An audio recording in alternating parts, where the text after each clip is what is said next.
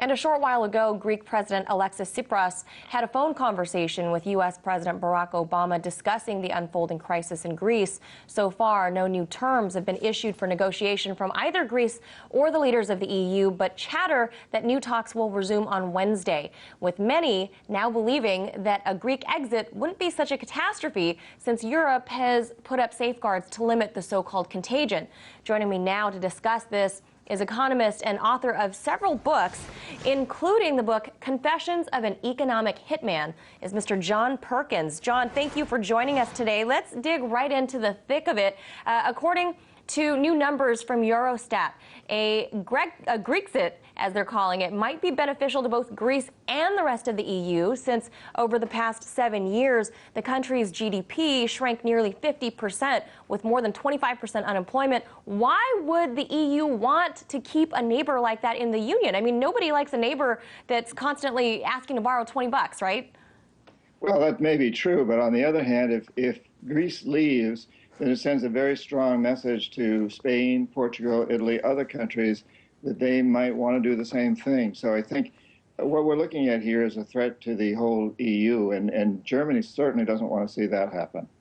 Now, earlier today, European Commission President Jean-Claude Juncker called the no vote by the Greeks a circus, saying that the question posed to them was actually irrelevant. But members of the UK Independence Party were just not having it. Take a listen.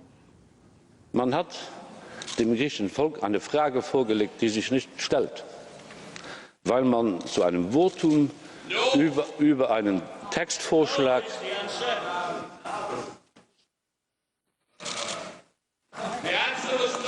ja.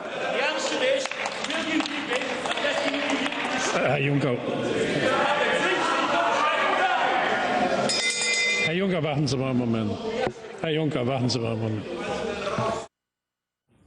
One of the hecklers, Ray Finch, spoke with RT earlier today about this jeering. Listen to what he had to say, and then we'll talk on the other side.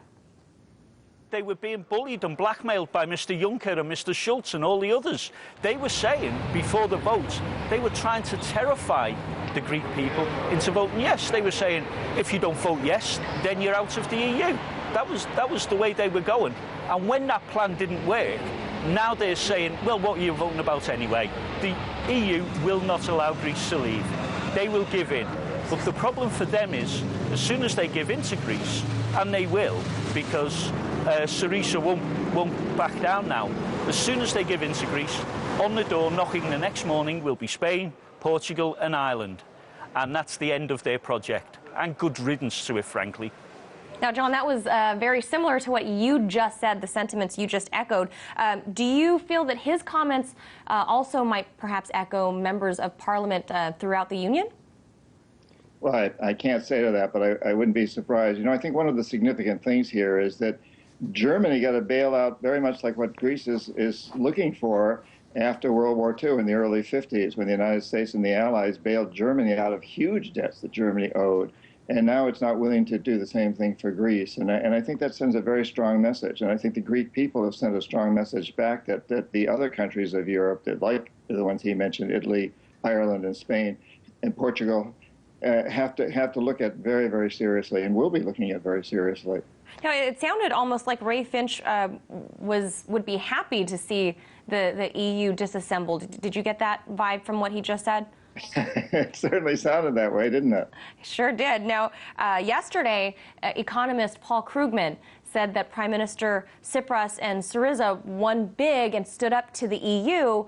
This is what he said. He said, "We have just witnessed Greece stand up to a truly vile campaign of bullying and intimidation, an attempt to scare the Greek public not just into accepting creditor demands, but into getting rid of their government." He also said it would have set a truly ugly precedent if it had succeeded. Do you agree? Totally. And, you know, every major macroeconomist that I know of agrees. Joe Stiglitz, Nobel Prize winner, Krugman, of course. I think, you know, people that are serious and really look at the system know that Greece has been bullied. And thank God it stood up to all of this. And I'm actually very pleased, too, that it took the democratic route to do that. Rather than just having a duly elected government make a decision, they took it to the people. And the people voted on the referendum by over 60%. That's a real plus for democracy. And of course, we often think of Greece as the seat of democracy, and they stood by that too, which I think is very admirable. But couldn't somebody argue that this is kind of just a case of Peter robbing Peter to pay Paul? How do you mean that? Who's Paul in this case? I mean, in this case, with the EU leading up to all of this, they keep lending money. They keep lending money. Greece can't pay their bills, but they're continuing to give them more money and now expect them to pay. And expect them to pay more and have more austerity, and the Greeks just are not going along with it. So it may be a case of an attempt of getting Peter to pay Paul, but the Greeks aren't going along with that, at least not so far, and I think that's extremely admirable. What do you think about this? How do you think this might affect Americans? Well, I've been reading a lot of press this morning and things that the investment bankers have issued saying Greece is such a small part of the world economy and even the European economy that we shouldn't worry about it from an investment standpoint. But I think overall this could be the start of something extremely significant. We have to see what happens next. But a small country, economically somewhat insignificant, as they would say, has stood up to some big bully countries that are economically much more significant. And that's very important precedent. And we've seen this happen before. We saw it happen in Iceland. We saw it happen to a certain degree with Ecuador and Brazil and Argentina. Something important is happening in the world. And I think this is a movement in the right direction, that we need to stop the bullying. What the EU, what the Troika has done, what the United States so often does, is very imperialistic, and we need to move beyond that. All right. Thank you so much for sharing your expertise with us. That was economist, author, and activist, Mr. John Perkins. Thank you, sir. You're welcome.